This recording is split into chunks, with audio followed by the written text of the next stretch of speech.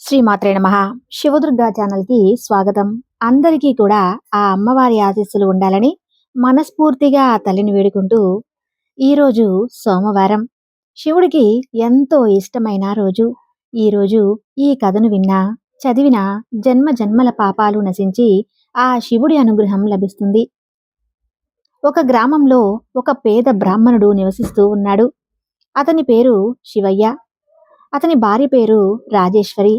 వారికి వివాహం జరిగిన కొద్ది కాలానికి ఒక కుమారుడు కుమార్తె జన్మించారు. కుమారుడి పేరు సదాశివుడు, కుమార్తె పేరు దాక్షాయిని. వారు పేదవారు అవటం వలన శివయ్య భిక్షాటన చేసి భార్యా బిడ్డలను పోషిస్తూ ఉండేవాడు.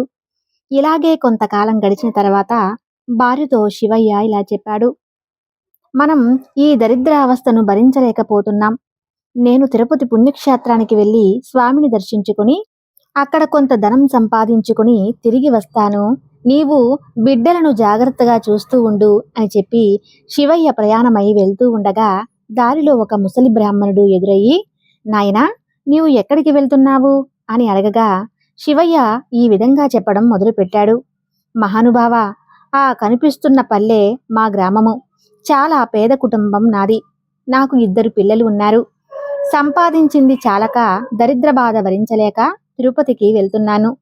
ధనాన్ని సంపాదించడానికి ఇల్లు విడిచిపెట్టి బయలుదేరాను అని చెప్పగా ఆ ముసలి బ్రాహ్మణుడు నవ్వుతూ ఇలా చెప్పాడు: ఓయి, నీవు తిరుపతికి వెళ్ళినంత మాత్రాన నీవు ధనాన్ని సంపాదించుకోగలవా?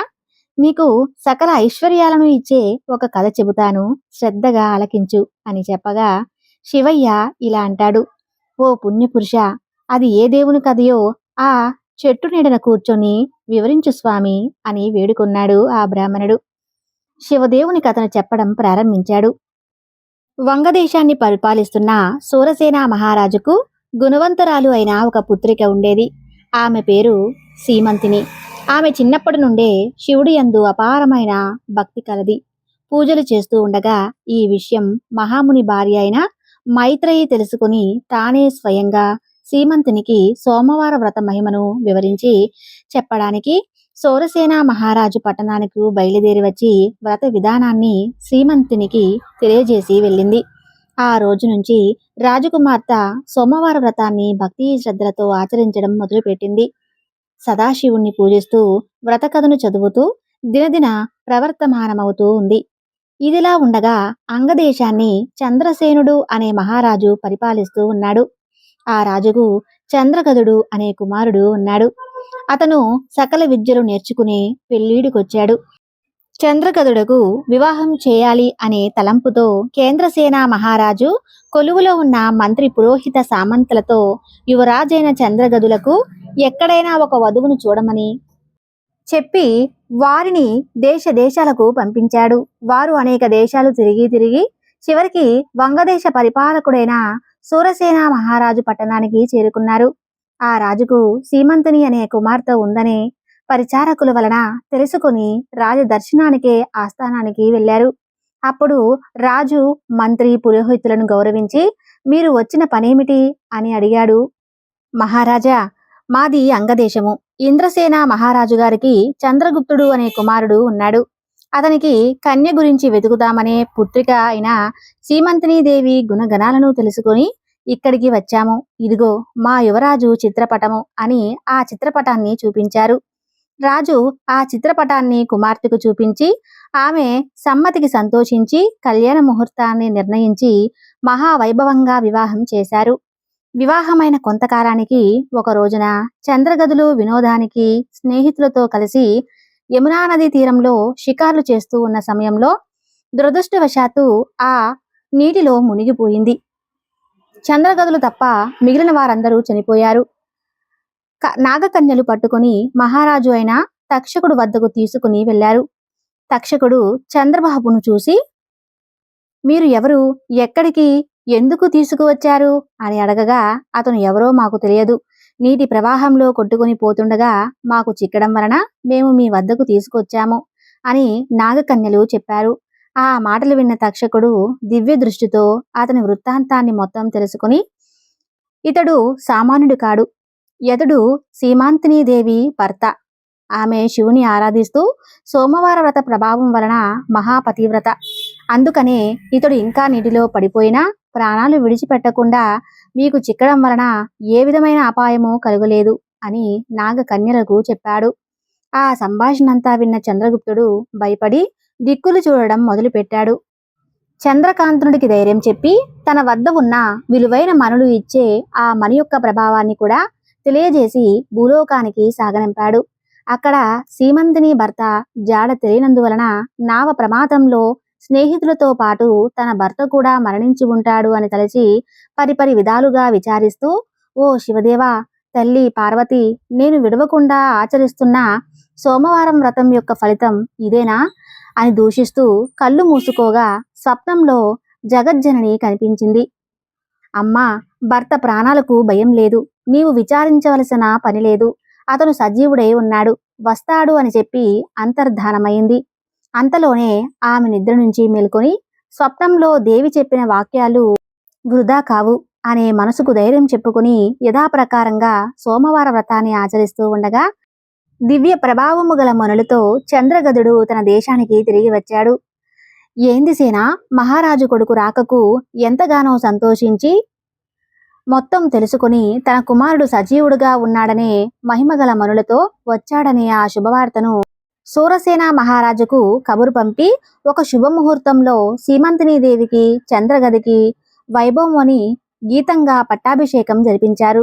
సీమంతినీదేవి చంద్రగదుడు తమ దేశ ప్రజలకు సోమవార వ్రత ప్రభావం గురించి, దేవుడి మహిమల గురించి బోధిస్తూ దర్శ మార్గంలో రాజ్యపాలన చేస్తూ ఉన్నారు.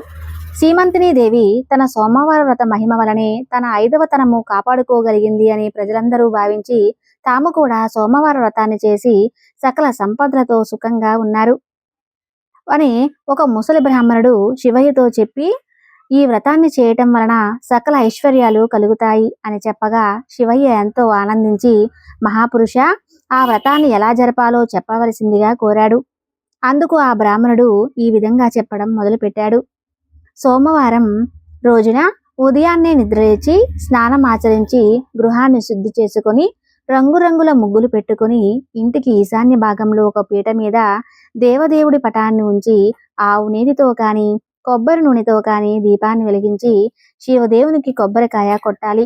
తరువాత ధూపం వేసి మారేడు దళాలతో పూజ చేసి 3 రకాల పువ్వులను పెట్టి భక్తితో పూజించి కొబ్బరి ముక్కలను తిరిగి పంచదారతో కానీ లేదా బెల్లంతో కానీ కలిపి నైవేద్యంగా పెట్టి దేవదేవుని వ్రతాన్ని కథని చదివించి ఆ ప్రసాదాన్ని అందరికీ పంచిపెట్టి తాను కూడా కళ్ళకు అద్దుకుని సేవించాలి. ఇలా సోమవార వ్రతాన్ని భక్తి శ్రద్ధలతో చేయటం వలన కోరిన కోరికలు నెరవేరుతాయి అని చెప్పి ఆ బ్రాహ్మణుడు అదృశ్యమయ్యాడు. ఆ బ్రాహ్మణుడు అదృశ్యం అవడంతో శివయ్య ఆశ్చర్యపోయాడు. తర్వాత ఇంటికి తిరిగి వచ్చి జరిగిన విషయాన్ని మొత్తం భార్యకు వివరించాడు. భార్య 3 సోమవారాలు భక్తి శ్రద్ధలతో శివుని పూజించి ప్రసాదాన్ని ఇరుగు పొరుగు వారికి పంచిపెట్టి సుఖంగా ఉండగా వారికి దరిద్రాలు బాధలు పోయి ఐశ్వర్యాలు కలిగాయి. కొన్నాళ్లకు ధనగర్వం వలన వ్రతం చేయటం మానేశారు. తరువాత శివదేవునికి కోపం వచ్చి గర్వం అణచాలి అని అనుకుని మళ్ళీ దరిద్రులుగా చేశాడు. దరిద్ర దశలో ఉన్న శివయ్య మరలా యథాప్రకారంగా భిక్షాటనకు ఒక గ్రామానికి వెళ్ళి యథాప్రకారం భిక్షాన్ని అడుగుతాడు. ఇవాళ మేము శివదేవుని సోమవార వ్రతం చేసుకుంటున్నాము, అందుకని ఇప్పుడు భిక్ష వేయడానికి లేదు అని అన్నారు. అప్పుడు అతనికి జరిగిన విషయం గుర్తొచ్చింది. అయ్యో, సోమవార వ్రతాన్ని చేయడమే మర్చిపోయాము, అందుకే మాకు ఈ గతి పట్టింది, మేము చాలా అపచారం చేశాము అని అనుకుంటూ ఇంటికి వెళ్ళి ఈ సంగతి భార్యకు గుర్తు చేశాడు. ఆమె భర్త మాటలు లెక్క చేయకుండా మొండిగా మాట్లాడినది. శివయ్య గత్యంతరం లేక పిల్లలతో నదీ స్నానం చేసి వచ్చి సేవదేవుని పూజించి కథ చెప్పుకుంటూ ఉండగా భార్యను వినడానికి రమ్మని పిలిచి అడుగుతాడు. కథ కూడా వినను అని చెప్పగా ఆ మరుసటి రోజే ఆమె కళ్ళు కనిపించకుండా పోయాయి. భర్త అయిన శివయ్య, ఓసి పిచ్చిదానా, సేవదేవుని పూజ మానవు, కథ కూడా వినను అన్నావు, నేను పేదవాడిని అయ్యానో, నువ్వు అందురాలు అయ్యావు, కనుక చేసిన తప్పులు క్షమించమని లెంపలు వేసుకో అని గట్టిగా మందలించాడు. భార్య అలాగే చేసి స్నానమాడి సోమవార వ్రతాన్ని ఆచరించి ప్రసాదాన్ని కళ్ళకొద్దుకుని సేవించింది. వెంటనే కళ్ళు తిరిగి వచ్చాయి. మళ్ళీ ఐశ్వర్యం కూడా తిరిగి వచ్చింది. ఆ రోజు నుంచి ప్రతి సోమవారము ఆ దంపతులతో పాటే ఆ గ్రామస్తులు కూడా శివదేవుని మారేడు దళాలతో పూజిస్తూ సకల ఐశ్వర్యాలతో తులతూగుతూ ఉన్నారు. కాబట్టి ఈ సోమవార వ్రతమే శివదేవుని పూజ ఎవరు చేస్తారో వారు ఎంతో సర్వ సుఖాలు పొందుతారు, మోక్షాన్ని పొందుతారు. పూర్వం ఒక గ్రామంలో ఒక పేద బ్రాహ్మణ కుటుంబం నివసిస్తూ ఉండేది. భర్త పేరు సుందర రాజన్, భార్య పేరు శాంభవి. అదే ఊళ్ళో ఒక శివాలయంలో అర్చకత్వం చేసేవాడు. తక్కువగా వచ్చే జీతంతోనే జీవితాన్ని గడుపుతూ ఉండేవాడు. భార్యాభర్తలిద్దరూ దైవ భక్తులే. వారి ఇంట దైవం అరుణాచల శివుడు. వారికి వివాహం జరిగి 10 సంవత్సరాలు గడిచినా పిల్లలు కలగలేదు. సుందరరాజన్ సదా కొలిచే ఆ శివుడినే సంతానం ప్రసాదించమని అర్థించేవాడు. ఒక సంవత్సరం వారిద్దరూ అరుణాచలం వెళ్ళి గిరి ప్రదక్షిణ చేసి ఆ అరుణాచల శివుణ్ణి సంతానం కోసం ప్రార్థించారు. దర్శనం చేసుకుని బయటికి వస్తున్న వారికి ఆలయం దగ్గరలో ఒక వింత మనిషి కనిపించాడు. ఒంటి నిండా భస్మం రాసుకొని చేతిలో డమరుకం పట్టుకుని ఆకాశం వైపు చూస్తూ ఏవో సైగలు చేస్తున్నాడు ఆ భస్మాసురుడు.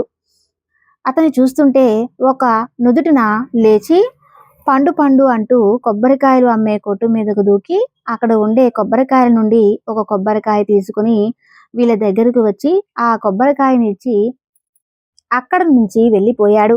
ఊహించిన ఈ సంఘటనతో వాళ్ళు ఆ కొబ్బరికాయను అమ్మే కొట్టు యజమాని అక్కడ ఉండే జనం అందరూ కూడా ఆశ్చర్యపోయారు. వాళ్ళు ఈ దంపతులకు ఇలా చెప్పారు, ఆ భస్మధారుడు ఎవరితోనూ మాట్లాడడు, ఏమీ తినడు, అలాంటిదే మీకు కొబ్బరికాయ ఇచ్చాడంటే మీ కోరిక తీరుతుంది అని చెప్పాడు. అలా జరిగిన సంవత్సరం తర్వాత వారికి శివుడి అనుగ్రహంతో ఒక శిశువు జన్మించాడు.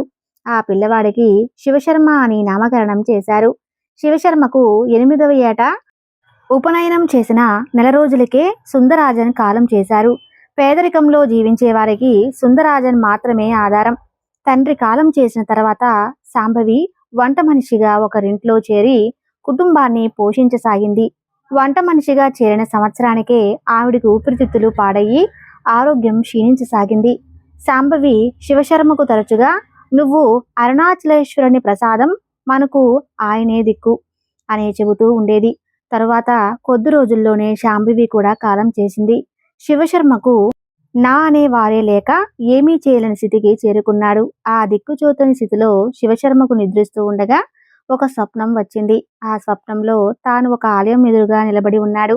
ఆ ఆలయంలో నుండే ఒక వృద్ధుడు తన దగ్గరకు వచ్చి చేయి పట్టుకుని లోపలికి తీసుకుని వెళ్తున్నాడు. అదే ఒక శివాలయము. అప్పుడు శివుడికి అభిషేకం జరుగుతుంది. దర్శనం చేసుకొని ఒక పక్కగా కూర్చున్నాడు శివశర్మ. అక్కడ తనకు ఎంతో ప్రశాంతంగా అనిపించింది. ఆ వృద్ధుడు ప్రసాదం తెచ్చి శివశర్మకు తినిపించాడు. ఆ వృద్ధుడు చూపిన ఆ సాధారణ ఆప్యాయతను శివశర్మకు కళ్ళ వెంట నీరు ధారాపాతంగా కారుతుంది. అంతటితో శివశర్మకు మెలకువ వచ్చింది. శివశర్మకు నిజంగానే కళ్ళు నీరు కారుతున్నట్లుగా అనిపించింది. అప్పుడే తన తల్లి చెప్పిన మాటలు గుర్తు చేసుకున్నాడు. ఇది నా తండ్రి అరుణాచలేశ్వరుడి పిలుపే అని గ్రహించి ఆ రాత్రిలోనే ఇల్లు విడిచి అరుణాచలానికి బయలుదేరాడు. చుట్టూ చీకటి, మరణ భయంగానే అరుణాచల శివ, అరుణాచల శివ అని అనుకుంటూ ప్రయాణాన్ని మొదలుపెట్టాడు. అప్పట్లో ఎడ్ల బండ్లు, జట్కా బళ్ళలోనే దూర ప్రాంతాలకు ప్రయాణం చేసేవారు. తన దగ్గర డబ్బు లేదు కనుక వాటిలో ప్రయాణించడం అసాధ్యమని భావించి ఆ చీకట్లో నడవడం ప్రారంభించాడు. అతను ఊరు చివరికి చేరేసరికి 2 వ్యక్తులు తనని అడ్డగించి తన దగ్గర ఏదైనా ఉందేమో సొమ్ము అని వెతక చూశారు. తన దగ్గర డబ్బు లేదు, కానీ చెవులకు బంగారు పోగులు ఉన్నాయి.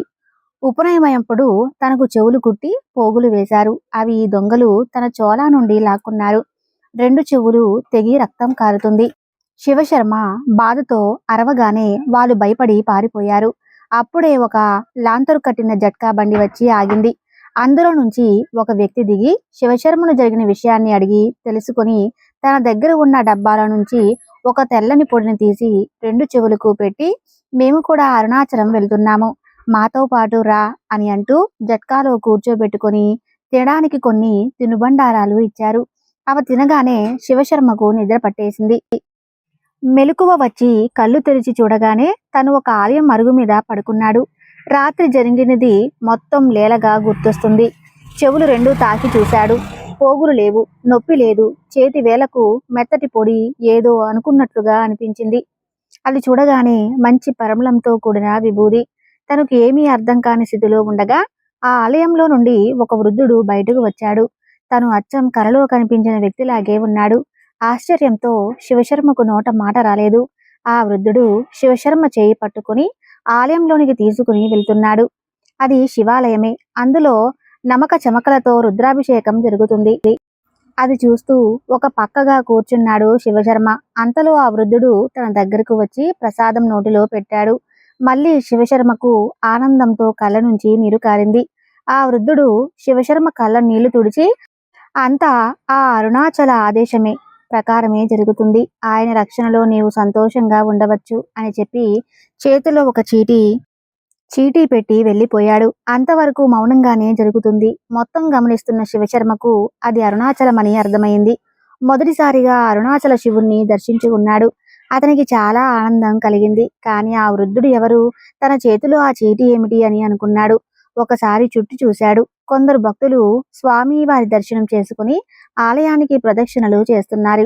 మరికొందరు కూర్చునే ప్రసాదం స్వీకరిస్తున్నారు. కొందరు అప్పుడే ఆలయానికి వస్తున్నారు. మరికొందరు వెళ్తున్నారు. ఏం చేయాలో పాలుపోని స్థితిలో ఉన్నాడు శివశర్మ. తన చేతిలోని చీటిని తీసి చూశాడు. నిరంతరం గిరి ప్రదక్షిణ చేస్తూనే ఉండు అని ఉత్తరంలో రాసుంది. ఆలయం మొత్తం ఒక్కసారిగా చూసి బయటకు వచ్చి నిలబడ్డాడు. ఆలయం బయట ఉండే ఒక పూల వ్యాపారి దగ్గరకు వెళ్ళి గిరి ప్రదక్షిణ ఎలా చేయాలి అని అడిగాడు. అదిగో అక్కడ కొందరు అరుణాచల అరుణాచల అనే పాడుతున్నారే, వాళ్ళు గిరి ప్రదక్షిణ మొదలు పెడుతున్నారు అన్నాడు. శివశర్మ బలోపేతంగా వెళ్ళి గిరి ప్రదక్షిణ చేయటం మొదలుపెట్టాడు. పూర్తి ప్రదక్షిణ అయిన తర్వాత మళ్ళీ ఆలయం దగ్గరకు వచ్చేసరికి మిట్ట మధ్యాహ్నం అయ్యింది. ఇంతలో ఆలయం మూసేశారు. అందరూ అక్కడి నుండి వెళ్ళిపోయారు. శివశర్మకు బాగా ఆకలిగా నీరసంగా ఉంది. ఆలయం అరుగు దగ్గరకు వచ్చి కూర్చుని ఉన్నాడు. ఆ పూల వ్యాపారి, బాబు నువ్వు ఒక్కడివే వచ్చావా? నేను ఏ ఊరు నుంచి, నీ తల్లిదండ్రులు ఎవరు అని ప్రశ్నించాడు. జరిగిన విషయం మొత్తం శివశర్మ వివరించి చెప్పాడు. ఆ పూల వ్యాపారి జాలిపడి తన దగ్గర ఉండమని చెప్పి, తాను చెప్పినట్లు చేస్తే డబ్బులు కూడా ఇస్తాను అని చెప్పి అన్నాడు. పనితో పాటే ఆ వృద్ధుడు ఆదేశించినట్లుగా ప్రతిరోజు గిరి ప్రదక్షిణ కూడా చేయవచ్చు అని అనుకున్నాడు. నిజానికి అది చాలా కష్టమైన పనే. కాళ్ళకు చెప్పులు లేకుండా ప్రతిరోజు సుమారుగా 14 కిలోమీటర్ల దూరం ఎండలో నడవడం సాధ్యమేనా? శివశర్మకు మొదటి రోజే కాళ్ళు వాచి పాదాలకు బొబ్బలొచ్చాయి. అయినా ఈ పని చెయ్యాలి అని అనుకున్నాడు. తనకు వచ్చిన ఆయన కూడా అరుణాచలునికి సమర్పించాలి అని నిర్ణయించుకున్నాడు. 2 రోజులకు శివశర్మ కాలు బాగా వాచిపోయి పాదం మొత్తం రక్తపు ముద్దలయ్యింది. 2వ రోజు రాత్రి శివశర్మ కాలు నొప్పికి పాదాల రక్తస్రావానికి ఏడుస్తూ రేపటి నుండి ఎలా పూలమ్మను, ప్రదక్షిణ ఎలా చేయను అని అనుకుంటూ పడుకున్నాడు. తనకు కలలో ఒక మాతృమూర్తి కనిపించి పాదాలకు ఏదో లేపనం రాసి కాళ్ళను నిమిరి వెళ్ళిపోయింది. మరుసటి రోజు ఉదయమే నిద్ర లేచి చూసేసరికి కాళ్ళ నొప్పులు తగ్గి పాదాలు మృదువుగా అయ్యాయి. శివశర్మ అది చూసి ఎంతగానో ఆశ్చర్యపోయాడు. ఇదంతా శివుడి అనుగ్రహం అనుకుని శివుడు పాదాల వద్దకు వెళ్ళి సాష్టాంగ నమస్కారం చేశాడు. ఆ రోజు నుంచి తాను ప్రదక్షిణ చేసిన కాళ్ళ నొప్పులు కానీ పాదాల పగులు కానీ లేవు. ఆ పూల వ్యాపారి కూడా అది గమనించాడు. శివశర్మకు దైవానుగ్రహం అమితంగా ఉంది అని అతనికి అర్థమైంది. శివ వ్యాపార నిమిత్తం ఆ పూల వ్యాపారి ఏనాడు ఇబ్బంది పెట్టలేదు. పూలు అమ్మిన తర్వాత శివశర్మకు జీవితం పట్ల వైరాగ్యం కలిగింది. అప్పటి నుంచి పూలు అమ్మడం మానేసి ఎక్కువసేపు ధ్యానంలో ఉండిపోయేవాడు. వ్యాపారం చేయకపోయినా ఆ పూల వ్యాపారి రోజు శివశర్మకు అన్నం ఇచ్చేవాడు, భోజనం కూడా పెట్టేవాడు. మేరుగా ఉన్నంతసేపు శివశర్మ నిరంతరం ఆ శివనామం జపిస్తూనే ఉండేవాడు. ఒకరోజు అరుణాచలానికి ఒక దంపతులు వచ్చారు. వారి కుమారుడు తప్పిపోయాడు అని విలపిస్తూ అన్ని ఊళ్ళు తిరుగుతూ అరుణాచలానికి చేరుకున్నారు. వారి బాధను చూసి జాలిపడి శివశర్మ ఒక్క క్షణం ధ్యానంలో కూర్చొని వాళ్ళ దగ్గరకు వెళ్ళి, మీ అబ్బాయి ప్రస్తుతం తంజావూరులో ఉన్నాడు. అతడు కొందరు నిర్బంధించారు. వాళ్ళు 3 రోజుల్లో ఇక్కడికి వచ్చి కొందరు పిల్లల్ని ఎత్తుకుని వెళ్ళడానికి ప్రయత్నిస్తారు. అప్పుడు వారిని మీరు పట్టుకోవచ్చు. మీ పిల్లవాడితో పాటు ఎందరు పిల్లలు విముక్తులవుతారు అన్నాడు. శివశర్మ మాటల మీద నమ్మకం ఉంచి వారు అరుణాచలంలోనే 3 రోజులు కాలం గడిపారు. శివశర్మ చెప్పిన విధంగానే వాళ్ళు పిల్లవాడు వారికి దొరికాడు. అప్పటి నుంచి శివశర్మ పట్ల అందరికీ భక్తి, నమ్మకము కలిగాయి. తనకు కొందరు వ్యాపారులు పండ్లు, పలహారాలు పెట్టేవారు. వారికి విశేషంగా వ్యాపారం జరుగుతుండేది. తను ఏదైనా జరుగుతుంది అనే నమ్మకం కూడా వారికి ఉంది. కనుక ప్రజలు అతన్ని ప్రశ్నలు అడగడం, తన చేతిలో ప్రసాదం, విభూది వంటివి తీసుకోవాలి అని అనుకోవడం, తనను ఆశీర్వదించమని అడగడం చేస్తుండేవారు. అప్పటి నుంచి శివశర్మ రోజంతా ప్రదక్షిణ చేయటం, కొండపైకి ఎక్కి అక్కడే ధ్యానం చేసుకోవటం చేస్తుండేవాడు. శివశర్మకు శరీర పటుత్వం తగ్గి వృద్ధాప్యం వచ్చింది.